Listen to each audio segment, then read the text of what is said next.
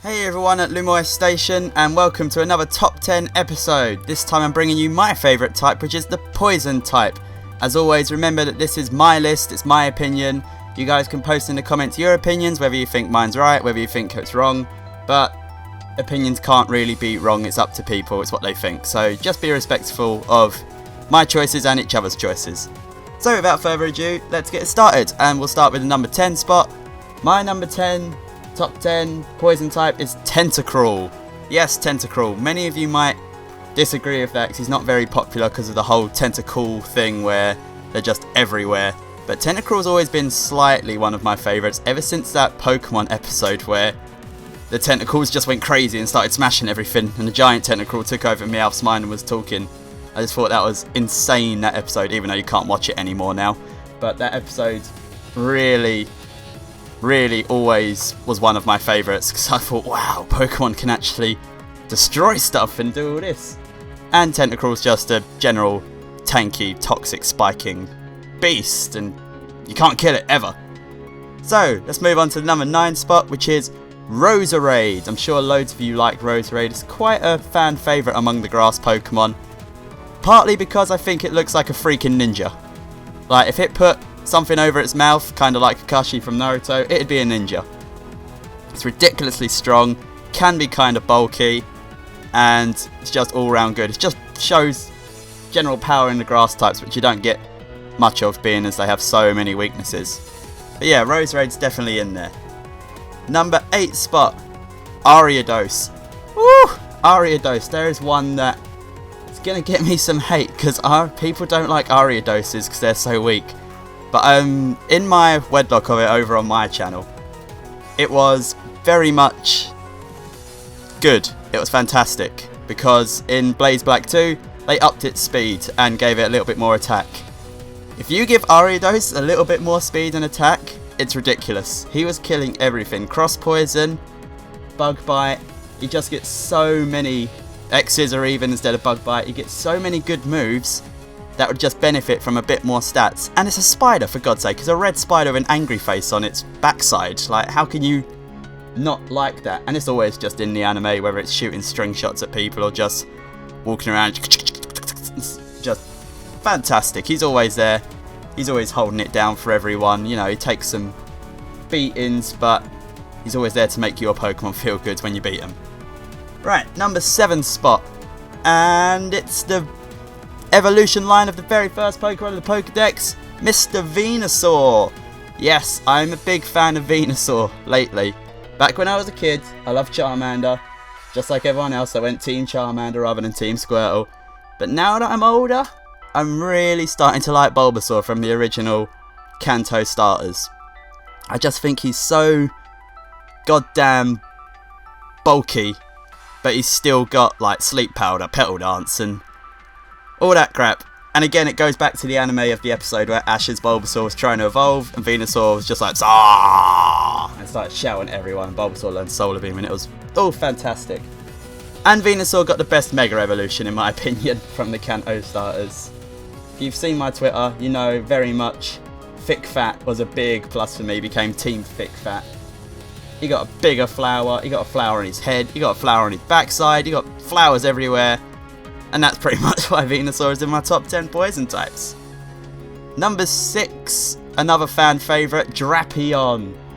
A lot of people love a Drapion. Drapions are on teams everywhere. Drapions are in Let's Plays everywhere. Drapions always, or Scorpies, always come up in Egglocks. And why shouldn't they? They're huge, badass scorpions. That's the only way to describe them. They just kick ass all over the goddamn place. They have a weird colour combination in my opinion, which is purple and pink. It's not really I'm not really big on that, but it works for him. He makes it look mean and angry and tough. But it's just ridiculous. He's covered in spikes. You can't call him Spike anymore because Pokemon X and Y bans the word Spike for some reason. But he will always be Spike to us.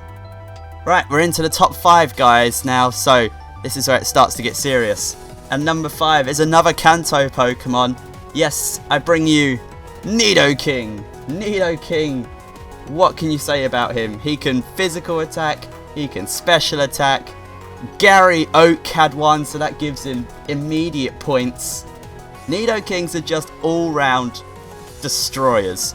Even though I still catch a Nidoran every now and then and say to myself, oh, I wonder what gender it is. I still say that now, and everyone always laughs at me. But yeah, Nidoking's great. It's purple, always called Barney. Shiny evolution looks amazing. It goes light blue. And like I said, that Sheer Force, his hidden ability, I think it's his hidden ability. I don't think it's his regular one, but Sheer Force, Nidoking with like Thunderbolt, Earth Power, all that. Oh, why? Why is that not in a higher tier? That is just so ridiculously strong. It just wipes out everything. So, number 4. And I'm surprised I didn't put this one further up, to be honest, but he's sitting at number 4, and it's Toxicroak. Another Pokemon with spikes, but this one has a huge Adam's apple thing.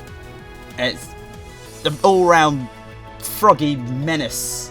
It was made bigger by Team Plasma, and God, that's probably why it isn't in my top 3, because I hate not Team Plasma, Team Galactic. I hate Team Galactic. They ruined it a bit for me. But other than that, Toxicroak's fantastic. Good attack, good moveset. Nah, typing could do some work, because it's got like ground, psychic, flying, and many other weaknesses. But seriously, Toxicroak can be strong, and we all love Krogunk as well. Everyone likes Krogunk, especially in the anime, because they're just always there. It's fantastic. Top 3 now. Top 3, serious business. And if I didn't put this guy in my top 3, Nappy would have a fit. So he's at the 3rd spot. Mr. Gengar. Doesn't need no introduction. Gengar is the ghost Pokemon. He always has been. He always will be. When you think ghost Pokemon, straight away you think Ghastly, Haunter, Gengar. And Gengar's the top of the food chain from that 3. Everyone used at least a Haunter, if you didn't have a link cable, in their original Red and Blue playthrough. And Gengar was just the cream on the top. Shadow Ball, Thunderbolt, Focus Blast, everything else, every other move you can learn a ridiculous amount of moves. He got the Mega Evolution, which I don't like, I think it looks like a Gigalith. But he got a Mega Evolution, so he must be kind of popular over at Game Freak. But the Mega Evolution Shiny looks so good, I can't even ignore it. Can't even ignore it. It's ridiculous, the Mega Evolution. But Gengar's definitely in there because he's too strong not to be there. Number 2. And if you know me, you should know that this was going to be high up because I've always said I liked it, but you'd only know if I liked it if you watch my videos. And that's Arbok. Arbok is a snaky menace, especially was in Red and Blue. Rap, it's a win. All you got to do is do rap all day. Rap, rap, rap, rap, rap, rap, rap. But then as the game went on, he got a bit weaker. But the Arbok I have on my team with Coil and Gunk Shot is... forget about it. It's done. It's done. Arbok's so good. And it was on the original Team Rocket. It was so good. Charbok! Everyone remembers him spitting out the golden, like the white needles for Poison Sting. And Charbok is just such reminiscent. Except for the fact that in the Pokemon manga, Charbok actually died. Like, Red's Charmeleon chopped its head off and it died. And they showed it on the manga, his head chopped off on the floor. Like, I think that was one of the few Pokemon to die in the manga. But he... yeah, pretty much. Oh, and he spit acid on a Pokemon and its like skin melted off. That was a bit of a dark chapter, but Arbok's definitely there, no problem.